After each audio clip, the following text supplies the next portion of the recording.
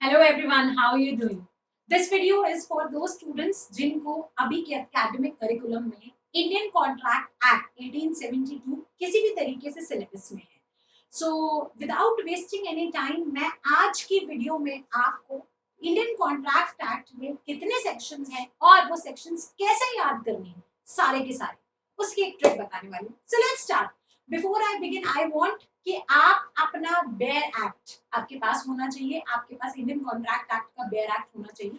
चाहे आप अपने लॉ के बाद जुडिशरी के एग्जाम्स देना चाहते हैं या यूपीएससी के, बेयर एक्ट पढ़ना वेरी इंपॉर्टेंट। आपको बेयर एक्ट की लैंग्वेज समझ आनी बहुत ज्यादा मैंडेटरी है। तो स्टार्ट करते हैं इस सवाल से कि आखिरकार इंडियन कॉन्ट्रैक्ट एक्ट में कितने सेक्शंस हैं, या फिर आपको इंडियन कॉन्ट्रैक्ट एक्ट के कितने सेक्शंस याद करने हैं। जैसे कि मैं बेयर एक्ट में देख पाती हूँ तो यहाँ पे तो 238 सेक्शंस है। 238 is the last section. But मेरे साथ जरा आप बेयर एक्ट को देखिए और हम इसको क्विकली समझते हैं और ट्रिक देखेंगे। जरा सेक्शन नंबर 75 अगर आप देखेंगे अपने बेयर एक्ट का, तो सेक्शन नंबर 75 के बिल्कुल नीचे एक लाइन लिखी है, sale of goods. Section 76 to 123 repealed by the Sale of Goods Act 1930। क्या कह रहा है कि 1 से 75 तक, that is section 1 to 75 are there in Indian contract act, लेकिन उसके बाद के सेक्शन 76 से लेकर 123 तक 1930 में सेल ऑफ गुड्स एक्ट के साथ रिपील कर दिए गए। अब जरा इसके आगे आते हैं। अगले लाइन अगर आप देखेंगे, इंडेमनिटी एंड गारंटी जहां पे लिखा है उसके नीचे लिखा है 124। 124 से लेकर section 238 which supposed to be the last section of this book deals about the special contracts। ये स्पेशल कॉन्ट्रैक्ट्स के बारे में डील करता है। अगेन सेक्शन 238 के बिल्कुल नीचे एक और लाइन लिखी है, कहता है कि सेक्शन 239 से लेकर 266 तक इंडियन पार्टनरशिप एक्ट 1932 के अंडर इनको भी यहां से हटा दिया गया। इस एक्ट में से इंडियन कॉन्ट्रैक्ट एक्ट का अब ये हिस्सा नहीं है। तो क्या मतलब कि आपको अगर इंडियन कॉन्ट्रैक्ट एक्ट याद करना है तो आपको सिर्फ और सिर्फ 75 सेक्शंस याद करने हैं और कुछ। That's it. सो अगर आपसे कोई पूछे कि कितने सेक्शंस हैं इसमें, तो आप ये बता सकते हैं कि यहां से यहां तक this is the cycle. Indian contract act 75 sections, then sale of goods act, then special contract and last में Indian partnership act 1932। So let's start with the 75 sections. Video को बहुत ध्यान से देखना, बहुत अच्छे से समझना, साथ में बेयर एक्ट रखना और नोट्स बनाना। हम स्टार्ट करते हैं 75 सेक्शंस याद कैसे किए जाएंगे इंडियन कॉन्ट्रैक्ट एक्ट। तो सबसे पहला सेक्शन देखो, मैं सिर्फ और सिर्फ ट्रिक बताऊंगी, याद करना आपकी जिम्मेदारी है। कैसे पढ़ना है, कैसे नोट्स बनाने हैं, आप लोग प्लेलिस्ट सेक्शन में जाकर इंडियन कॉन्ट्रैक्ट एक्ट की काफी सारी चीजें वहां से भी देख सकते हो। सेक्शन 1 कहता है कि ये जो एक्ट है इसको हम इंडियन कॉन्ट्रैक्ट एक्ट करें। So section 1 deals with the title. Okay. Section 2 interpretation clause की बात करता है, जिसमें ए से लेकर जे तक इंटरप्रिटेशन क्लॉज है वो, कि एक ऑफर होना चाहिए, एक्सेप्टेंस होना चाहिए, प्रॉमिस होना चाहिए, प्रॉमिसर होना चाहिए, प्रॉमिसी होना चाहिए, रेसिप्रोकल प्रॉमिस क्या होता है, अग्रीमेंट क्या होता है, वॉइड अग्रीमेंट क्या होते हैं, वॉइडेबल कॉन्ट्रैक्ट क्या होते हैं, ये सारी बातें इंटरप्रिटेशन क्लॉज में लिखी है। मैं एक सेपरेट वीडियो बनाऊंगी जिसमें मैं आपको ये याद करवा दूंगी कि सेक्शन 2 के जितने भी सब क्लॉजेस हैं ए से लेकर जे तक, उनको कैसे याद किया जाएगा। So section 2 is interpretation clause. अब सेक्शन 3 से लेकर 9 तक बात करते हैं। देखो आपको पता है कॉन्ट्रैक्ट है, तो कॉन्ट्रैक्ट की जो जड़ है वो होता है प्रॉमिस, है ना, किसी भी चीज का वादा, किसी भी चीज का लेन देन, प्रपोजल। तो सेक्शन 3 से लेकर 9 तक बात करता है उसी प्रपोजल के कम्युनिकेशन की, रेवोकेशन की और एक्सेप्टेंस की। This is section 3 to 9। Now let's come to section 10 which is very important section। और अगर आपने सेक्शन 10 अच्छे से समझ लिया मेरे साथ, तो आपको बाकी के काफी हद तक सेक्शंस में कोई प्रॉब्लम नहीं होगी। तो सेक्शन 10 मैंने एग्जैक्ट लिखा हुआ है जो आपके बेयर एक्ट में लिखा है। So let's understand the language. मेरे साथ अच्छे से पढ़िएगा, सेक्शन 10 देखिए क्या कहता है।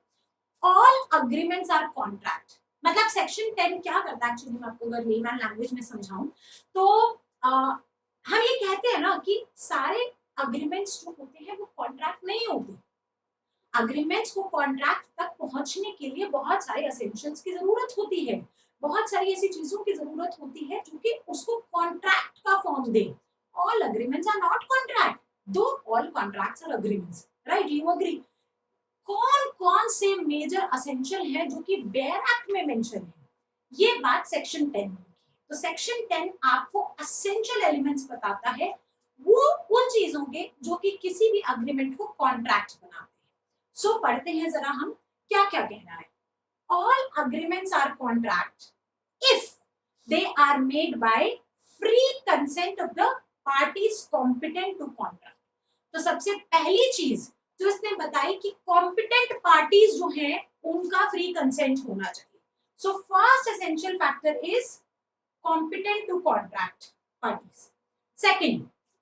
second essential is for a lawful consideration and with a lawful object. So second important चीज section 10 बता रहा है, important ingredient कि lawful consideration के साथ lawful object होना चाहिए। आगे and not hereby expressly declared void, और expressly declared void नहीं होनी चाहिए। हमारे लॉ ने बहुत सारी चीजें हैं ऐसी जिनको एक्सप्रेसली डिक्लेयर वॉइड किया है कि इस तरीके की चीजें आप नहीं कर सकते। ओके, ऐसे अग्रीमेंट्स जो होंगे, कॉन्ट्रैक्ट होंगे, वो बिल्कुल सरासर वॉइड। चलिए अब आगे के सेक्शन समझते हैं और मैं बताती हूँ कि आपको ये सेक्शन 10 कैसे हेल्प करेगा आगे के सेक्शन याद करने में। Please be very very attentive while you are listening to this. सबसे पहली चीज सेक्शन 10 ने क्या कही थी? कॉम्पिटेंट टू पार्टीज ना, वही सेक्शन 11 से लेकर 22 तक है। सेक्शन 11 इंटू 2, सेक्शन 11 से लेकर 22 तक कॉम्पिटेंसी की ही बात कर रहा है कि पार्टी कैसे कैसे कॉम्पिटेंट। सेक्शन 11 से 22। दूसरा एसेंशियल सेक्शन 10 ने क्या बताया था मुझे? Lawful consideration with lawful object, वही बात कर रहा है सेक्शन 23 से लेकर 25 तक। पहले मल्टीप्लाई बाय 2 किया, अब प्लस 2 कर दो। 23 से लेकर 25 तक 23 प्लस 2, 25 एंड 11 इंटू 2 22। ठीक है, अब 2 2 हो गया, 2 2 हो गया तो 4 की बात करेंगे। अब तीसरी कंडीशन सेक्शन 10 ने क्या बताई थी? तीसरी कंडीशन बताई थी नॉट एक्सप्रेसली डिक्लेयर्ड वॉइड। तो ऑब्वियसली 26 से लेकर 30 तक 4 26 प्लस 4 30। तो सेक्शन 30 तक कहता है एक्सप्रेसली डिक्लेयर्ड वॉइड की बात कर रहा है। 5 चीजें हैं जिनको डिक्लेयर वॉइड किया है। तो 26 27 28 29 30 5 सेक्शन बात कर रहा है, जैसे कि marriage, trade, legal proceeding, uncertainty और वेजर। ठीक है, ये सारे अग्रीमेंट्स जो होते हैं वो वॉइड। तो सेक्शन 30 तक हो गया, बिल्कुल क्लियर। अब बात करते हैं आगे। अब देखो क्या होता है कि जब कभी भी हम कोई कंडीशन किसी पे लगाते हैं तो पता नहीं बहुत दिमाग चलता है कि नहीं ऐसा होना चाहिए, ऐसा होगा तो ये होगा, ये होना चाहिए। 5 तरीके की कंडीशन हम लगाते हैं तब जाकर किसी के साथ कोई कॉन्ट्रैक्ट हो पाए। और जो कंडीशन वाले कॉन्ट्रैक्ट होते हैं उनको कंटिंजेंट कॉन्ट्रैक्ट कहा जाता है, जिसकी बात अगले सेक्शन में दैट इज 31 में की गई है। और मैंने कहा 5 तरीके की कंडीशन लगाते हैं तो 31 से लेकर 36 talks about contingent contract plus 5 कर दीजिएगा। आगे बात करते हैं। अब आपको तो ये बात पता है ना कि परफॉर्म करने के लिए, कॉन्ट्रैक्ट को परफॉर्म करने के लिए आप में इतनी समझ होनी चाहिए ना, परफॉर्म कैसे किया जाएगा। आप में इतनी समझ होनी चाहिए। समझ कब आती है? जब हम 18 साल के हो जाते हैं। तो 37 सेक्शन से लेकर प्लस 18 जब आप कर देंगे, which is performance of contract, which is 55, 37 से 55 तक परफॉर्मेंस ऑफ कॉन्ट्रैक्ट की बात करता है कि कॉन्ट्रैक्ट को परफॉर्म कैसे किया जाएगा, किस किस तरीके से परफॉर्म किया जाएगा। आप थोड़ा डिटेल में बैराक से पढ़ेंगे तो आपको और अच्छे से समझ आ जाएगा। मैं सिर्फ आपको सेक्शंस याद करवा रही हूँ। सेक्शन 37 से लेकर 55 तक परफॉर्मेंस ऑफ कॉन्ट्रैक्ट की बात करें तो 1 से लेकर 55 तक याद हो गए। आगे देखते हैं। अब सिर्फ 20 सेक्शन बचे हैं, 75 ही तो पढ़ने हैं। आगे देखते हैं। अब मुझे ये कह रहा है कि बहुत सारे ऐसे सेक्शन होते हैं जो कि किसी भी, मतलब अब तक 56 जैसी पिक्चरें हैं, बिल्कुल इम्पॉसिबल है ना। ऐसा कोई करता है क्या? 56 खून कोई करता है किसी के? नहीं ना।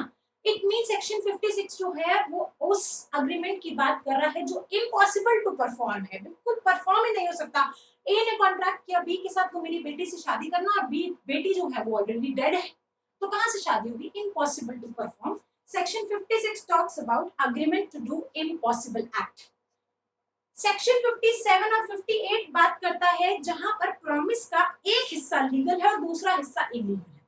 57 का अगर मैं एग्जैक्ट एग्जांपल आपके बैराक्ट का दूं, तो 57 में एग्जांपल दिया हुआ है बैराक्ट ने कि ए ने बी के साथ कॉन्ट्रैक्ट किया कि मैं तुम्हें एक घर दूंगा और तुम मुझे बदले में 10,000 रुपए देना।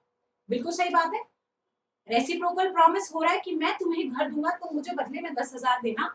लेकिन यदि तुम उस घर का इस्तेमाल गैम्बलिंग के लिए करोगे, उस घर का इस्तेमाल गैम्बलिंग के लिए करोगे, तो तुम्हें मुझे 50,000 देने पड़ेंगे 10,000। So this is where reciprocal promise where one part is legal. हाँ बिल्कुल लीगल है, घर लो 10,000 रुपए लो, लेकिन उसी घर का इस्तेमाल गैम्बलिंग के लिए करना इज इलीगल। ऐसे अग्रीमेंट्स की बात, ऐसे रेसिप्रोकल प्रॉमिस की बात सेक्शन 57 में। 58 में कहा है कि वैसे ऑल्टरनेटिव प्रॉमिस जहां पे एक पार्ट जो है वो लीगल है, दूसरा इलीगल है। जैसे कि आपके बैराक्ट का एग्जांपल देती हूँ मैं 58 के लिए, कि उसने कहा, ए ने कहा बी से, मैं तुम्हें 1,000 रुपए दूंगा, बदले में तुम मुझे या तो राइस देना या ओपियम देना। Okay, obviously rice is legal thing, but alternative promise is opium which is illegal. यहाँ पे बात कर रहा है सेक्शन 50। ठीक है, क्लियर हो गया, बहुत इजी है। अब बात करते हैं कि भैया उधारी भी तो चुकानी पड़ेगी ना, किस किस तरीके से डेट का डिस्चार्ज होगा, वो बात की है 59 से 61 तक। सिंपल से 3 सेक्शन है। और डिस्चार्ज ऑफ कॉन्ट्रैक्ट, कॉन्ट्रैक्ट अगर हमें डिस्चार्ज करना हो, कॉन्ट्रैक्ट हटाना हो, तो उसकी बात की गई है 62 से लेकर 67। उसके बाद आते हैं हम 68 से लेकर 72 which is quasi contract. Quasi contract कौन से कॉन्ट्रैक्ट्स होते हैं? जो कि कॉन्ट्रैक्ट जैसे दिखते हैं लेकिन एग्जैक्ट कॉन्ट्रैक्ट नहीं होते, जिनमें कॉन्ट्रैक्ट की सारी लीगल ऑब्लिगेशंस होती हैं, मगर कॉन्ट्रैक्ट की एसेंशियल अग्रीमेंट इंग्रेडिएंट्स जैसे कि कंसेंसस, अडीडम, ऑफर, एक्सेप्टेंस, ये सब नहीं होता। ओके, कॉन्ट्रैक्ट की सारी लीगल ऑब्लिगेशंस उसमें वैसी की वैसी फॉलो करती हैं। एंड द लास्ट इज 73 से 75 which talks about the remedies. अगर किसी ने कॉन्ट्रैक्ट को ब्रीच कर दिया है तो उसकी रेमेडीज कैसे कैसे। I hope these tricks, these 75 sections are very clear to you। अगर आपको कुछ भी समझ आया है और ये कहीं ना कहीं आपको हेल्प कर रहा है, तो प्लीज मुझे कमेंट करके जरूर बताना। आपके कमेंट्स मुझे कितना एनकरेज करते हैं मैं बता नहीं सकती। Thank you so much. I will be posting lot many good videos very very soon. Bye bye, Jai Hind.